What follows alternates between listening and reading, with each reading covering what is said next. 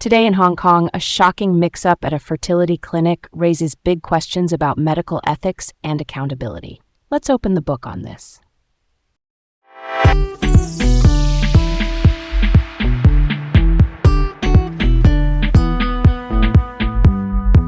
Hey, I'm Garrett.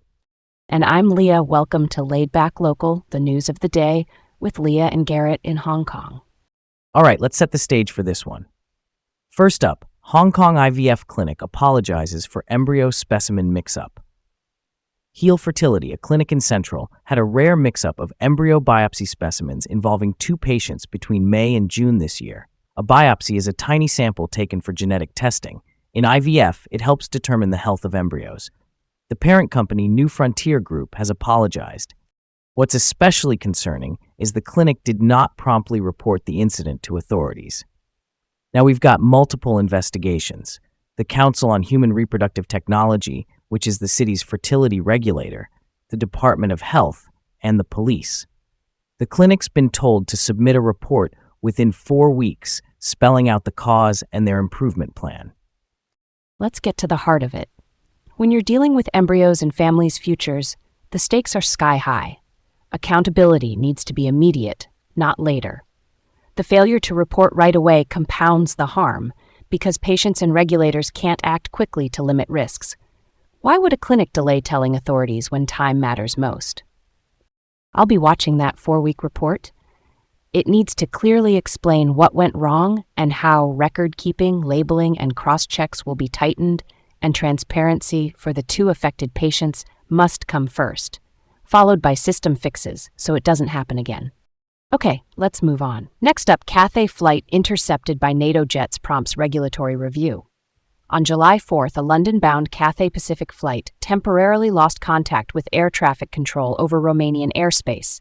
NATO is a military alliance of North American and European countries and sent fighter jets to intercept. That's a standard safety check when a plane goes radio silent. Here's where it gets interesting. Even with the intercept, Cathay says the aircraft stayed on its authorized routing the whole time. Authorized routing just means the pre-cleared flight path. The plane landed safely at its destination. Cathay is doing a comprehensive review, and Hong Kong's Civil Aviation Department, our air safety regulator, asked for a detailed report within a week, focusing on operations, communication, and routing. Yeah, that checks out as a reminder of how complex in-flight communication can be. You've got handoffs between controllers, frequency changes, and cockpit workload. If contact drops even briefly, protocols snap into place. What surprised me is the plane kept to its authorized path the entire time. Navigation stayed solid, even while radios weren't synced for a bit. I'm all for that level of redundancy. If one link slips, others hold. The review from Cathay and the Civil Aviation Department should map out exactly where comms glitched and how to tighten those handoff moments so a temporary loss doesn't happen again. Next up, Cathay Pacific confirms runway tail strike at Hong Kong Airport.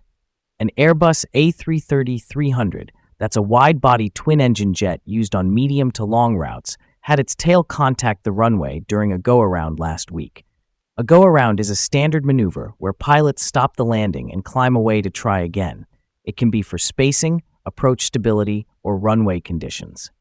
This flight was coming in from Tokyo Narita. The aircraft later landed safely, no injuries reported. Engineering is doing a full inspection, and the aviation regulator has requested a report. A tail strike is serious because it can stress the airframe. Inspections check the structure and systems before the jet returns to service. Keeping it real, any runway contact beyond the wheels makes my heart skip. I'm relieved there were no injuries. Thorough inspections are non-negotiable here. You want every bolt and panel verified before the next flight. And just to ground this, go-arounds are routine. The surprise is the tail strike, not the decision to go around. Investigators will look closely at the pitch angle. In simple terms, how high the nose went relative to the tail during the climb. All right, on to the next. Only 2 bids for Hong Kong's Northern Metropolis project amidst market hesitation. We're talking about Hung Shui Kiu in the New Territories, where the government wants to turn rustic farmland into a modern logistics hub as part of the Northern Metropolis, a big cross-border facing urban development plan. The first large-scale land disposal tender closed on Friday with just 2 bids, one single bid and one joint venture. Given today's property market downturn, experts still see that as a kind of success.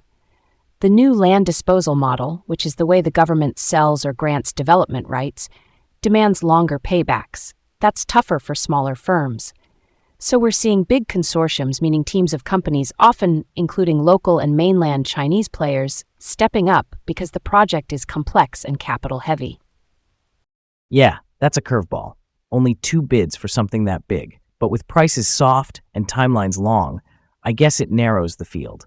Large consortiums spread risk and pool expertise, financing, logistics, planning, all under one umbrella. Why only 2, though? It feels like the longer payback model nudges smaller developers to the sidelines, at least on these first tenders.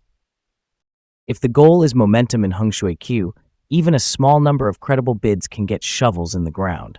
Still, I'd love to see a path where smaller firms can plug in on sub-projects once the anchor players are set. That's something to chew on, huh? Last up, AI system to revolutionize taxi services in Hong Kong by 2027.